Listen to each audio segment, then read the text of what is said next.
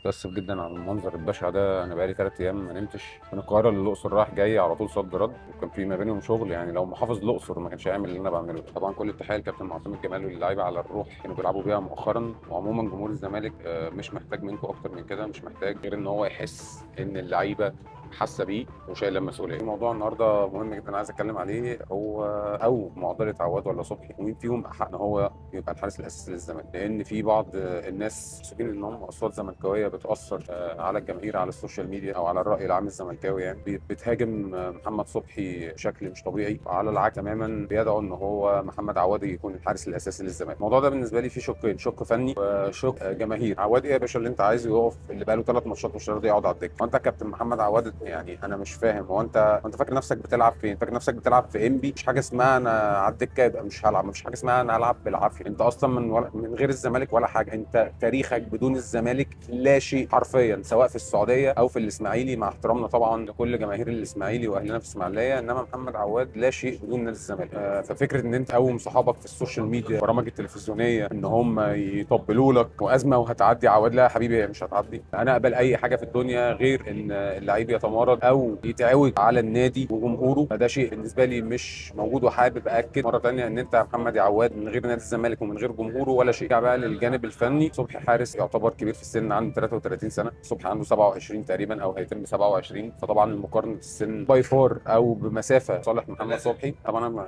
المهدي سليمان بالنسبه لي بره اصلا الحسبه دي خالص. المهدي سليمان ده انا مش عارف هو جه ليه بامانه يعني، بس هو حارس جيد يعني، ليس بهذا السوء ولكنه ليس بهذه الجوده التي يظنها البعض عنه. نرجع لصبحي وعواد، يعوض للموضوع اسر القامه ده بان المفروض ان هو الريفلكس بتاعه عالي. دلوقتي موضوع الريفلكس ده قل جدا بسبب التقدم في السن، دي حاجه مش بايدك، رقم واحد. رقم اتنين، عايز جمهور الزمالك يبطل يحاسب اللعيبه باثر رجع. محمد صبحي لحد دلوقتي شايل شيله مش شيلته بسبب الصحفي اللي طلع عليه اشاعه المراهنات، فالناس دايما فاكره له الموضوع ده مهما عمل من حاجات كويسه هتنساها له. يعني مثلا صبحي كان ليه دور مؤثر جدا جدا في بطوله الكاس اللي احنا كسبناها السنه اللي فاتت، فانا مش هحاسب محمد عواد او هبقى عايزه ان هو يكون الحارس الاساسي على اساس حاجه هو عملها من سنتين اللي هو ماتش السوبر الافريقي. انا بالنسبه لي العاطفه دي موجوده لو اللعيب يستاهل، لعيب زي شيكابالا، لعيب زي كابتن محمد عبد الشافي. انما انت يا كابتن عواد عملت ايه؟ معلش. انا بالنسبه لي محمد صبحي هو الحارس الاساسي لعده اسباب، اهمها ان هو احسن حارس اصلا في القائمه، احسن من عواد بفرق كبير، احسن من مهدي سليمان بفرق كبير. بستغرب قوي ان الناس بتحط صبحي في نفس الخانه مع عواد ومهدي سليمان. بامانه صبحي فارق عنهم